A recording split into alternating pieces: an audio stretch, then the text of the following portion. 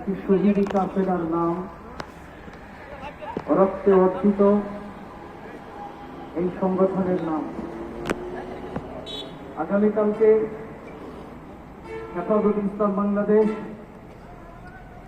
কেন্দ্রীয় কমিটির উদ্যোগে যে মহা সমাবেশ, এই সমাবেশ ঈমান রক্ষা করার সমাবেশ।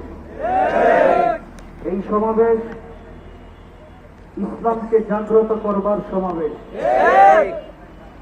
আপনারা সকলেই জানেন, বাংলাদেশ স্বাধীনতা পরবর্তী সময়ে যত সরকার বাংলাদেশে এসেছে, সমস্ত সরকার ইসলামের উপরে আঘাত করার সাথে সাথে বাংলাদেশের আলেম সমাজ, বাংলাদেশের তৌহিদি জনতা ইসলামকে রক্ষা করবার জন্য রক্ত জীবন বাজি রেখে রাজপথে সংগ্রাম করেছে।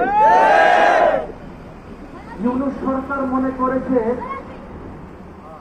মনে হয় আমেরিকার সাথে আমার যে সখ্যতা, বাংলাদেশের মানুষ কিছু বলবে না।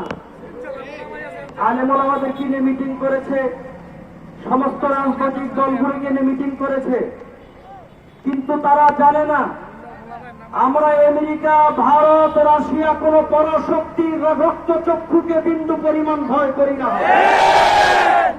খেলা তো মাত্র শুরু। আগামীকালকের খেলা হবে বাংলাদেশের স্বাধীনতার পরবর্তী সময়ে।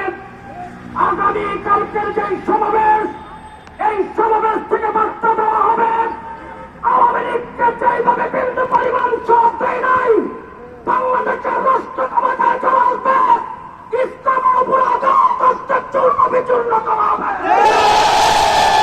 সংগ্রামী সাথী বন্ধুগণ, আমি এখন যাচ্ছি সেই সোহরাওয়ার্দী উদ্যানের আমাদের মাঠ পরিদর্শন করবার জন্য।